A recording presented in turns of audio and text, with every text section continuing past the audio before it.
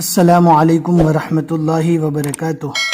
الحمدللہ، ہمیں امید ہے کہ آپ حضرات بخیر و عافیت ہوں گے اور قرآن پاک پڑھنے کی مشق اور کوشش کر رہے ہوں گے۔ اللہ پاک آپ کی کوششوں کو قبول فرماوے اور مزید ترقی عطا فرماوے۔ 7واں پارہ چل رہا تھا، آج ہمیں 7ویں پارے کا 15واں رکوع پڑھنا ہے، سورۃ الانعام، سورہ نمبر 6۔ بہت ہی آسان ہے، اگر اینڈ تک ویڈیو دیکھیں گے انشاءاللہ ساری چیزیں آپ کو اچھے سے سمجھ میں آئے گی، لیکن آپ کے لیے ضروری ہے کہ ویڈیو کو دیکھنے، سننے اور سمجھنے کے بعد اپنے گھر پہ جو قرآن پاک ہے اس کو ضرور کھولے اور کھول کر اس کو یاد کرے اور تھوڑا آواز سے پڑھے تاکہ حروف برابر صحت اور تجوید کے ساتھ ادا ہو سکے۔ اب ہم پڑھنا اسٹارٹ کرتے ہیں، دھیان سے سننا ہے۔ اعوذ باللہ من الشیطان الرجیم، بسم اللہ الرحمن الرحیم۔ قل أندعو من دون الله ما لا ينفعنا ولا يضرنا ونرد على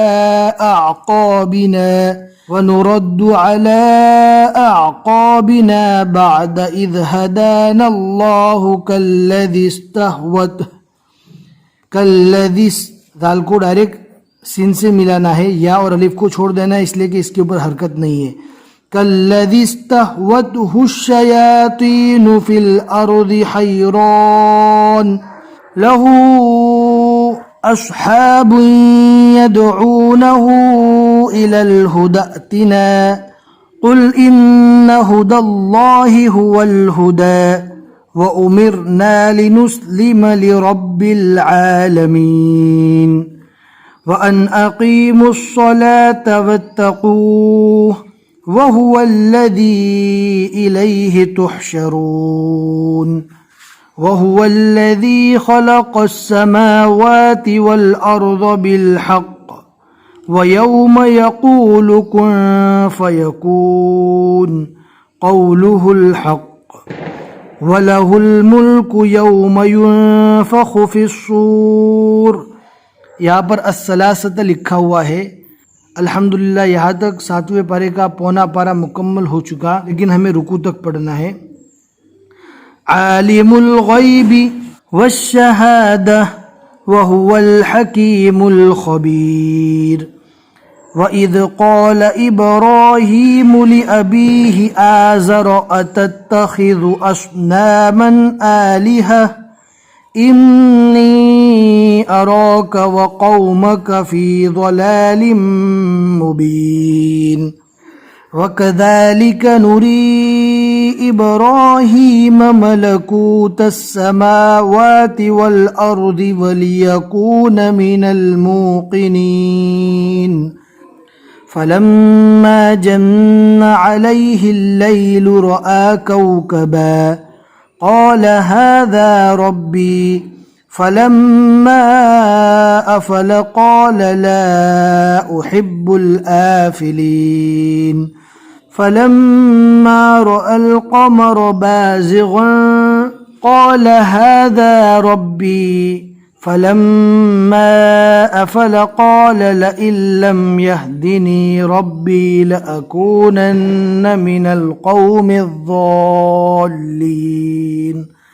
فلما رأى الشمس بازغة قال هذا ربي هذا أكبر فلما أفلت قال يا قوم إني بريء مما تشركون۔ جب میم اور نون پر تشدید آتی ہے تو میم اور نون مشدد کا ایک الف کے برابر گھننا کیا جاتا ہے۔ ہم اس سے پہلے بھی آپ کو بتا چکے ہیں، شاید ہمیں اندازہ ہے کہ آپ پڑھ چکے ہوں گے۔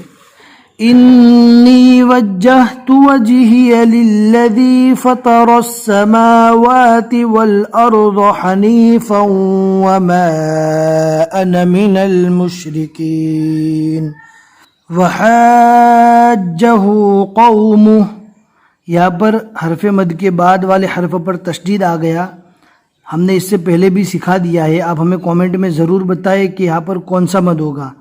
ہاں کو جیم سے ملانا ہے اس لیے کہ جیم کے اوپر تشدید ہے۔ وحاجہ قومہ قال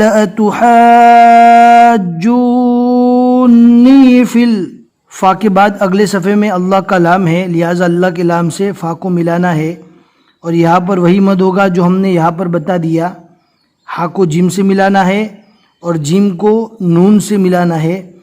اتحاجونی